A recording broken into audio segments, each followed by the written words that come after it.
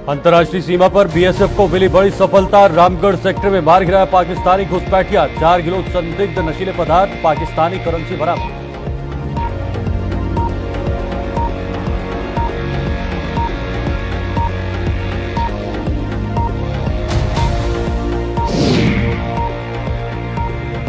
वार्षिक मचेल यात्रा का आज से हुआ शुभारंभ। सितंबर तक किश्तवाड़ में उमड़ेगा श्रद्धालुओं का सैलाब। यात्रा के सुचारू संचालन के लिए प्रशासन ने कसी कमर।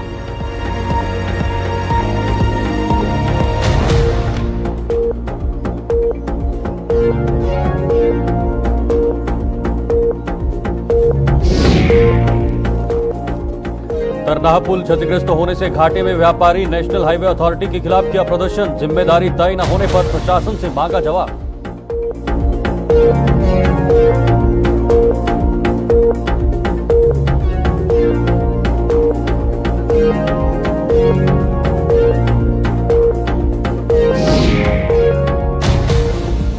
मार्गदर्शन नहीं, मार्ग से भटका रहे हैं साइन बोर्ड। अपनी ही कोशिशों पर डोडा प्रशासन ने फेरा पानी। अनदेखी को लेकर लोग प्रशासन की उड़ा रहे खिल।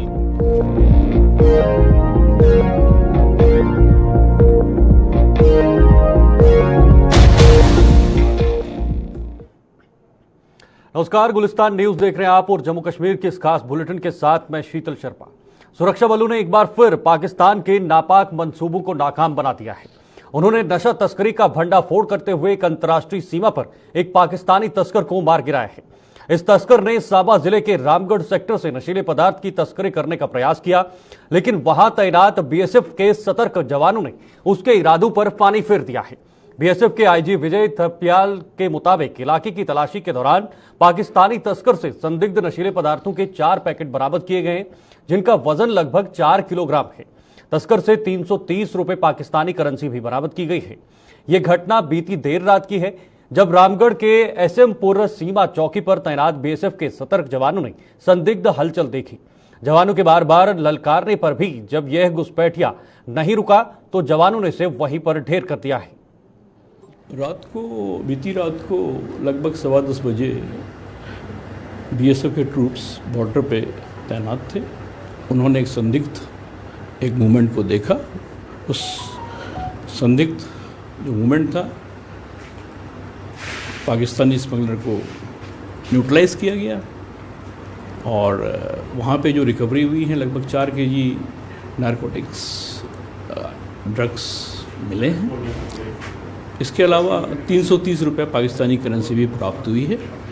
बॉर्डर पे ट्रूप्स मुस्तैदी से ड्यूटी कर रहे हैं और अलर्ट है कि बीएसएफ के ट्रूप्स जो हैं वो हमेशा बॉर्डर पे अलर्ट हैं और अपनी ड्यूटी कर्तव्य निष्ठा से ड्यूटी कर रहे हैं। और मानसून की वजह से इस तरह की जो चेष्टाएं होती हैं स्मगलरों से करने वाली, ये बढ़ जाती हैं।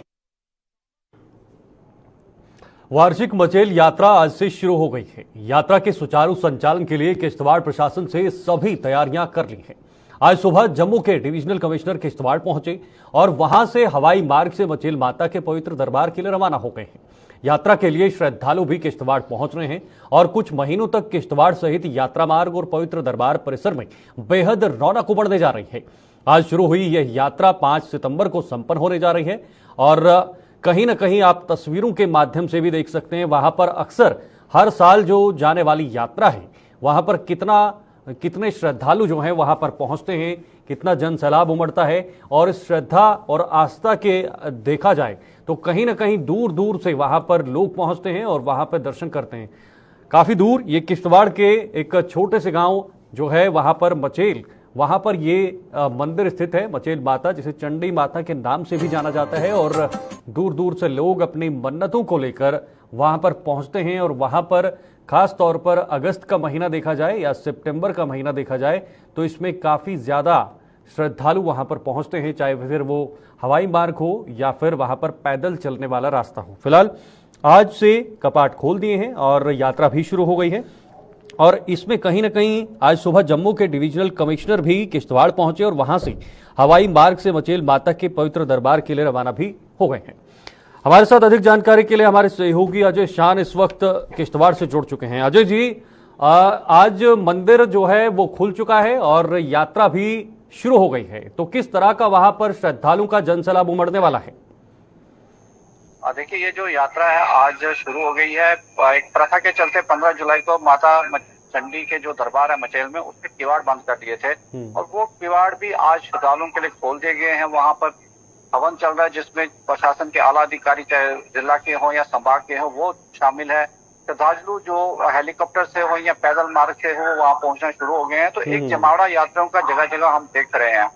उसके साथ ही जो व्यवस्थाएं हैं उनका भी कहीं ना कहीं आकलन अधिकारी स्वयं दे रहे हैं। जो फीडबैक आ रहा है उसके चलते वहां पर अपडेट किया जाएगा। इसके अलावा जो मौसम को देखते हुए और जो यहाँ की ज्योग्राफिकल सिचुएशन है उसको देखते हुए एक कट ऑफ टाइमिंग भी जारी कर दी गई है। किश्तवाड़ से 6 बजे के बाद कोई भी यात्रु पैदल या गाड़ी में मचेल की तरफ, गुलाबगढ़ की तरफ नहीं रवाना होगा, क्योंकि जो सुरक्षा को विशेष ध्यान में रखते हुए जो प्रबंध किए जा रहे हैं उसके चलते ये एडवाइजरी जारी की गई है कि रात को किसी भी यात्री को, श्रद्धालु को सफर करने की इजाजत नहीं होगी। तो जब भी यात्री अपनी यात्रा को प्लान करें तो इस का खास ध्यान रखें कि वो देर रात को सफर न करें और ऐसा ना हो कि उनको रास्ते में ही रुकना पड़े। बिल्कुल। इसके साथ साथ जो वेबसाइट जारी की गई है, प्रशासन से हमारी बात हुई है, उनका कहना है कि डेली बेसिस पे उसको अपडेट किया जा रहा है, जो कमी है उसको दूर किया जा रहा है। तो बेहतर होगा कि यात्री जब भी यात्रा के लिए निकले तो उस वेबसाइट का स्टडी कर लें ताकि वहां से उनको जो अहम जानकारी मिलेगी उसी के अकॉर्डिंग वो अपनी यात्रा को प्लान करें ताकि उनको भी कोई दिक्कत ना हो। हालांकि जो लंगर है अभी सभी लंगर चालू नहीं किए गए, लेकिन आने वाले दिनों में इस हफ्ते सारे लंगर जो है चालू हो जाएंगे, जो हमारे पास जानकारी है, जिसके इंतजाम को भी आखिरी रूप दिया जा रहा है। बिल्कुल अजय जी, मैं ये भी जानना चाहूंगा, जब से प्रशासन ने इस यात्रा को संचालित करना शुरू किया है तब से कितने बदलाव हुए हैं वहां की व्यवस्थाओं में, वहां की सुविधाओं में? क्या और बेहतर वहां पर सुविधाएं यात्रियों को मिल पा रही हैं? देखिए, इस बार जैसे एकोमोडेशन का एक बड़ा इशू रहता है, तो गुलाबगढ़ में जो एक यात्री भवन बना था उसको पूरा किया गया है। उसके अलावा एक वहां पर कॉम्प्लेक्स बनाया गया है जिसमें आउटसोर्सिंग के लिए उसके भी टेंडर निकाले गए थे और जो टेंट कॉलोनियां बनाई जा रही हैं प्रशासन उसकी तरफ विशेष ध्यान दे रहा है। उसके साथ साथ जो यात्रा मार्ग पर जो होम स्टे हैं उनको रजिस्टर करवाया गया ताकि जो यात्रु है वहां पर आराम से रह सकें और उनकी भी जो मोनोपोली है कि कहीं कोई मने माने वो दाम ना वसूले, उसको भी कंट्रोल करने के लिए सारा डाटा जो है अपलोड किया जा रहा है वेबसाइट पर। उसके साथ साथ जो मचेल माता के दरबार में बिजली का बड़ा इशू रहता था, तो एक सोलर प्लांट जो है बताया जा रहा है 30 kV का वहां पर उसको चालू कर दिया गया है, जिससे न सिर्फ स्थानीय लोगों को बल्कि श्रद्धालुओं को बड़ी राहत मिलने वाली है। एयरटेल का एक टावर नया जो है वहां पर चालू करने का प्रयास किया जा रहा है, एक आध दिन में वो भी चालू हो जाएगा, जिससे जो कम्युनिकेशन का इशू है वो भी कहीं ना कहीं रिजॉल्व होता नजर आ रहा है। तो हम देख रहे हैं कि समय का बीतने के साथ ही यात्रा में सुविधाएं जो है वो बढ़ती ही नजर आ रही है। बिल्कुल अजय जी, ट्रांसपोर्ट का एक बहुत बड़ा इश्यू रहता है। हालांकि गुलाबगढ़ से आगे जो है वो निजी वाहनों को इजाजत नहीं दी जाती है, तो उस पर क्या कुछ कदम उठाए गए हैं प्रशासन की तरफ से? और सड़क जो पिछले साल जहां तक पहुंची थी, क्या उसको आगे बढ़ाया है? कितना लोगों को अब पैदल चलना होगा उस रास्ते से? जहां तक वाहनों की बात है तो वो प्रशासन ने ट्रांसपोर्टर्स के साथ अलग बैठकें की हैं कि रेट जो फिक्स हैं वही लोगों से लिए जाएं, क्योंकि गुलाबगढ़ में पार्किंग करके लोग आके दूसरे लोकल व्हीकल में जाएंगे। तो सुरक्षा को ध्यान में रखते हुए पूरा चेकिंग की जाएगी, उनकी अतिरिक्त सवारियां तो बिठाई जा रही और जो वाहन है वो अतिरिक्त किराया तो नहीं ले रहे हैं। एक ही चैप्टर है। उसके साथ जो सड़क का मामला है, जो जहां तक पहले गाड़ियां जाती थी यात्रियों को वहीं तक जाने की इजाजत है, क्योंकि जो दूसरा आगे का रास्ता बन रहा है जो कटाई का काम हमें उम्मीद है कि इस हफ्ता ही पूरा हो जाएगा। पैदल यात्रा वहां से संभव होगी, क्योंकि अभी जो 2 ब्रिज बनने हैं उसके बाद ही हम उम्मीद करते हैं कि माता रानी का आशीर्वाद रहा तो अगले साल गाड़ियां मचेल के आसपास पहुंच जाएंगी, जो एक बड़ी उपलब्धि प्रशासन और सरकार की होने वाली। ठीक है, बहुत बहुत शुक्रिया आपका अजय जी, ये तमाम जानकारी हमारे दर्शकों तक पहुंचाने के लिए। और जो भी इस खबर को देख रहे हैं और कहीं ना कहीं उनको ये जानना बेहद ज़रूरी है कि यात्रा आज से शुरू हो गई है और ये यात्रा जो है वो 5 सितंबर तक चलेगी। और प्रशासन ने फिलहाल वहाँ पर जो सुख सुविधाएं हैं, वहाँ पर जो व्यवस्थाएं रखनी हैं, उनको सुचारू रूप से शुरू कर दिया है। और कुल मिलाकर अब वहाँ यात्री जो हैं अब आज से यात्रा अपनी शुरू कर सकते हैं।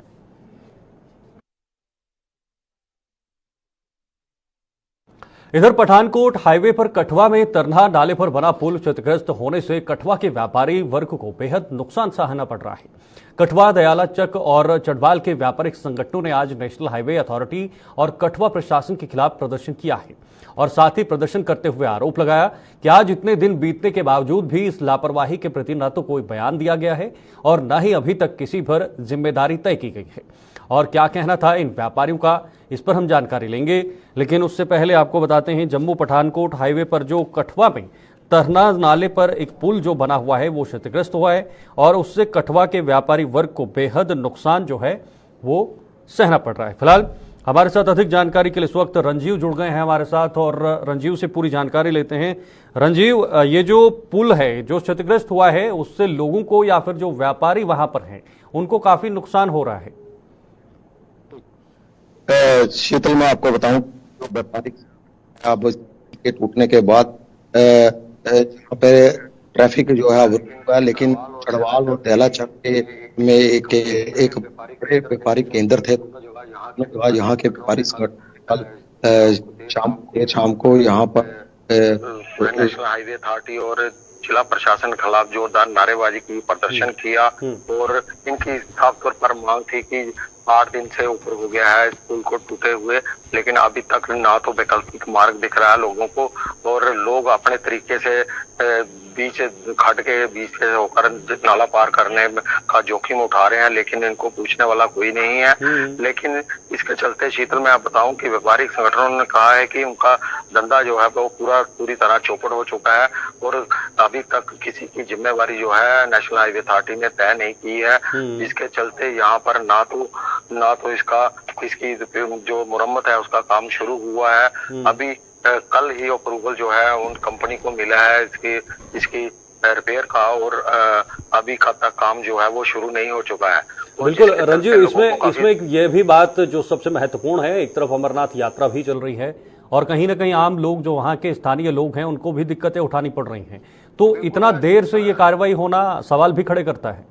बिल्कुल, सवाल जो है प्रशासन पर खड़े होना लाजमी है, क्योंकि अमरनाथ यात्रा को लेकर जैसे पहले दावे किए जाते हैं कि फुल प्रूफ सिक्योरिटी दी जाएगी, उनको बिना रुकावट वाला रास्ता दिया जाएगा, लेकिन इस पुल के धंसने के साथ ही अमरनाथ यात्रियों को भी काफी दिक्कतों का सामना करना पड़ रहा है और साथ में जो व्यापार है जम्मू कश्मीर का, इसी पुल के रास्ते से सारी रसद जो कश्मीर घाटी से लेह तक जो पहुंचाई जाती थी वो सारी वो है उसको वो रुक गई है पूरी तरह से। कुछ ट्रैफिक जो है वो उसको बॉर्डर इलाके से डाइवर्ट तो जरूर किया, लेकिन वहां पर भी आए दिन सड़क हादसे और जाम की स्थिति बनने से लोगों की परेशानियों में काफी इजाफा हो चुका है। तो इसी को लेकर व्यापारियों में काफी गुस्सा है प्रशासन के खिलाफ। आखिर पुल को जब टूटा है तो इसको कब तक बनाया जाएगा, विकल्प मार्ग की बात कही गई थी, उसके लिए भी अभी तक कोई तय सीमा जो है वो अभी तक निर्धारित नहीं की गई है, जिसके चलते लोगों को काफी दिक्कतों का सामना करना पड़ रहा है। बिल्कुल, तो रंजीव कब तक संभावनाएं जताई जा सकती हैं इस पर काम होगा और सुचारू रूप से वहां से जो यातायात है, जो आवाजाही है वो फिर से शुरू होगी? शीतल, ये जो यातायात की बात करें, जो अभी इस पुल को तोड़ना है पहले, फिर इसके पिलर निकालेंगे, फिर उसके बाद इसका निर्माण होगा, जिसको लेकर यहाँ इनके क्षेत्रीय निदेशक जिन्होंने नेशनल हाईवे अथॉरिटी ने उन्होंने जब दौरा किया था तो उन्होंने पत्रकारों से बातचीत में बताया था कि 6 से 7 महीने लगेंगे पुल के ऊपर से गाड़ियों को गुजरने में। एक लंबा वक्फा है जम्मू कश्मीर जैसे संवेदनशील राज्य में कि अगर नेशनल हाईवे ध्वस्त होता है, उसका टूटना या उसका संपर्क कटता है तो काफी नुकसान जो है वो सामरिक दृष्टि से भी ये एक बहुत बड़ा झटका है हमारी सभी एजेंसियों को। जैसे नेशनल हाईवे ने इसको मोड़ा तो जरूर है, डाइवर्ट जरूर किया ट्रैफिक, लेकिन अभी कोई सही जो सीमा है, तय सीमा है इसके निर्माण की, वो अभी तक निर्धारित नहीं की गई है। बहुत बहुत शुक्रिया आपका ये तमाम जानकारी देने के लिए और हमारे दर्शकों को अपडेट करने के लिए। तो आपको बताना बेहद ज़रूरी है कि जो जम्मू पठानकोट हाईवे पर कठवा में जो तरनाह नाले पर बना पुल है वो कुछ दिन पहले क्षतिग्रस्त हुआ था भारी बारिश के चलते, बाढ़ के चलते, लेकिन उसका कार्य अभी तक शुरू नहीं हुआ है, जो अपने आप में कई सवाल खड़े करता है।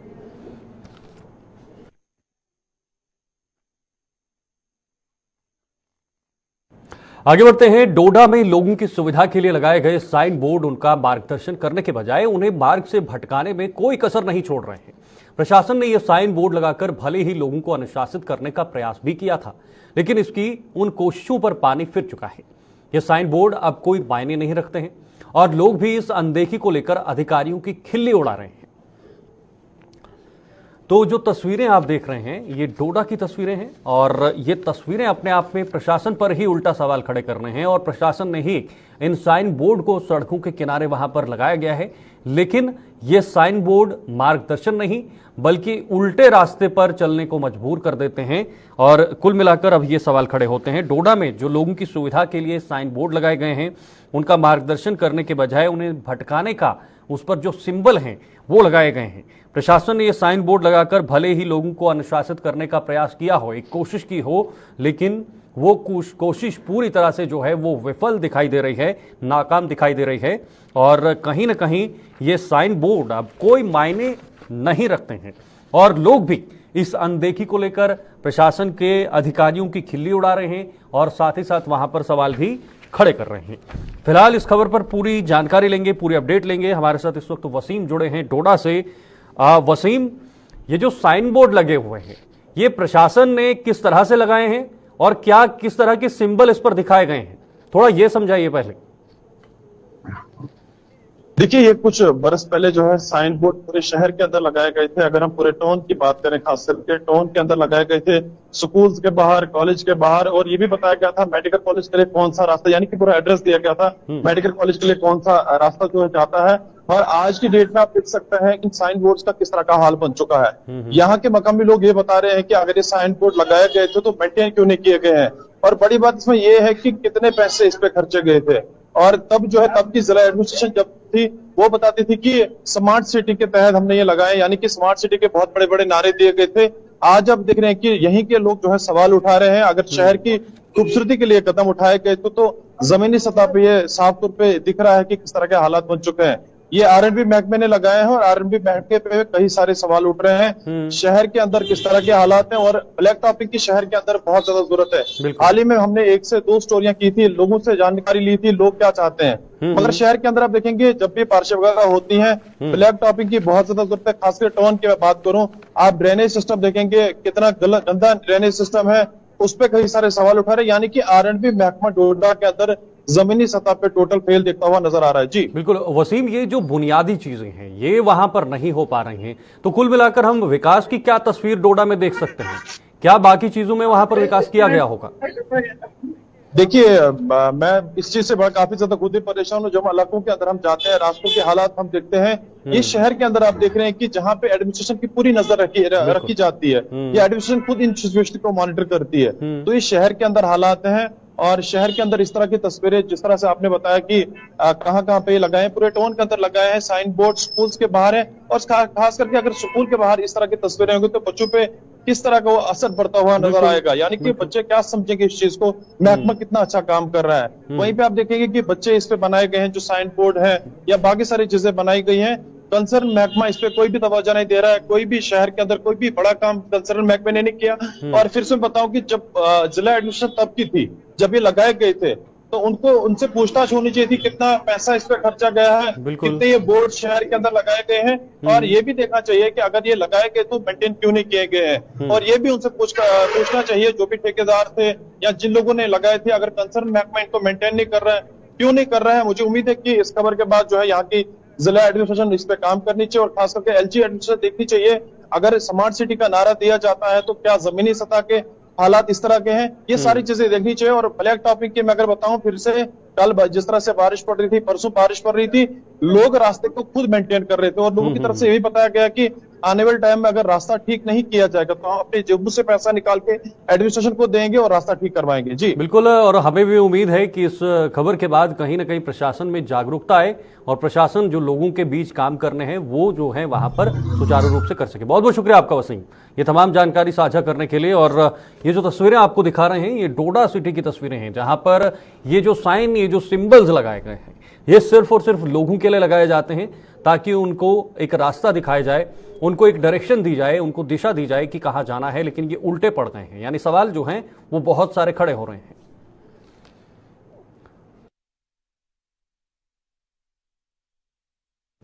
श्री अमरनाथ जी की वार्षिक यात्रा पूरे उत्साह के साथ चल रही है। आज जम्मू के भगवती नगर स्थित आधार शिविर से 3025 शिव भक्तों का 23वां जत्था कड़ी सुरक्षा के बीच कश्मीर के लिए रवाना हुआ है। ये श्रद्धालु 119 वाहनों के काफिले में आधार शिविर से कश्मीर की ओर भेजे गए हैं। अधिकारियों के मुताबिक 1865 श्रद्धालु आज सुबह 4:30 बजे पहलगाम के लिए रवाना हुए, जबकि 1160 श्रद्धालु बालटाल आधार शिविर के लिए भेजे गए हैं। अमरनाथ यात्रा पर जाने वाले शिव भक्तों में भारी उत्साह नजर आया है। बाबा बर्फानी की यात्रा पर जाने वाले लोगों ने प्रशासन द्वारा उनके लिए की गई व्यवस्था पर संतोष व्यक्त कर अधिकारियों की जमकर सराहना की है।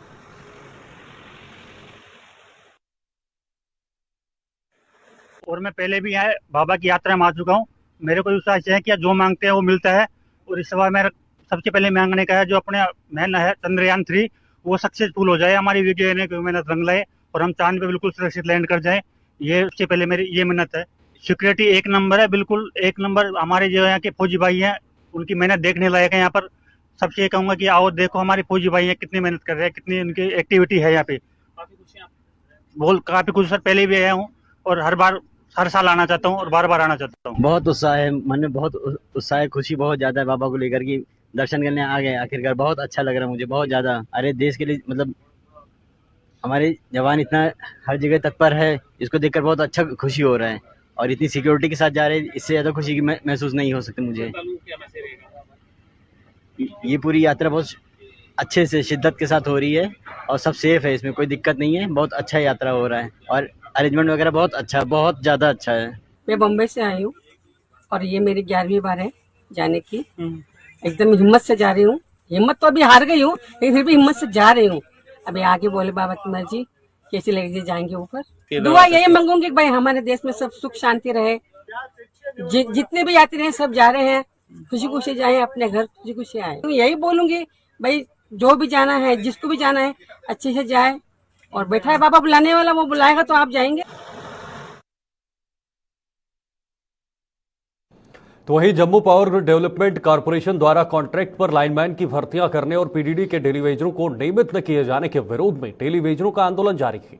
सोमवार से 72 घंटे की कामचोड़ हड़ताल पर गए टेलीवेजरों ने आज दूसरे दिन भी अपना धरना प्रदर्शन जारी रखा और चेतावनी दी कि इस अवधि में यदि उनके हक में कोई फैसला न हुआ तो वो इस हड़ताल को आगे बढ़ाने से भी गुरेज नहीं करेंगे।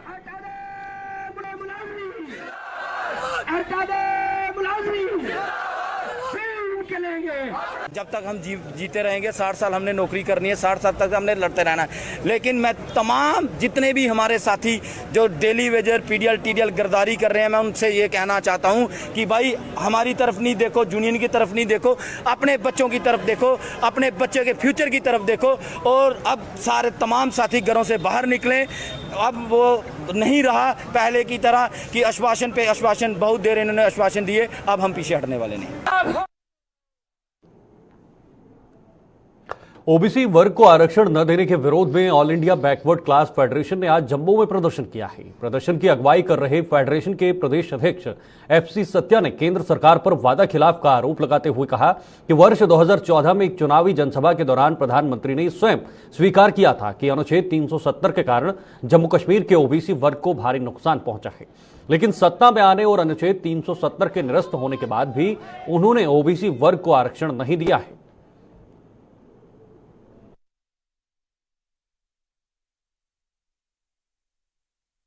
कि जो मौजूदा सरकार है, इन्होंने 2014 में जो आपके आज प्राइम मिनिस्टर साहब दिल्ली सरकार में बैठे हुए हैं, उन्होंने जहां स्टेडियम में वायदा किया कि जम्मू कश्मीर में सबसे ज़्यादा नुकसान ओबीसी के लोगों को हुआ है। जो इनसे पहले सरकारें थी उन्होंने 370 का बहाना बाकर ओबीसी के लोगों को बहुत ज़्यादा नुकसान दिया है।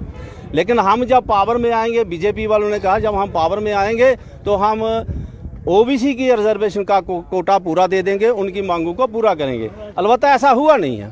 31 अक्टूबर 2019 को रीऑर्गेनाइजेशन एक्ट इन्होंने बनाया 370 दफ़ा टूटने के बाद। लेकिन उसमें ये पाया गया कि 2004 वाले कानून वही लागू रहे जो 370 में लागू थे। ये बताओ कि 370 तोड़ने का या उसको विड्रा करने का क्या फ़ायदा। ये एक ड्रामा किया इन्होंने, पता नहीं किसी के साथ कोई जिद पिटनी थी वो पिट दी, लेकिन लोगों को ऑन ग्राउंड कुछ नहीं हुआ। इस बुलेटिन में फिलहाल के लिए बस इतना ही। देश और दुनिया की तमाम खबरों के लिए आप देखते रहिए गुलिस्तान न्यूज। नमस्कार।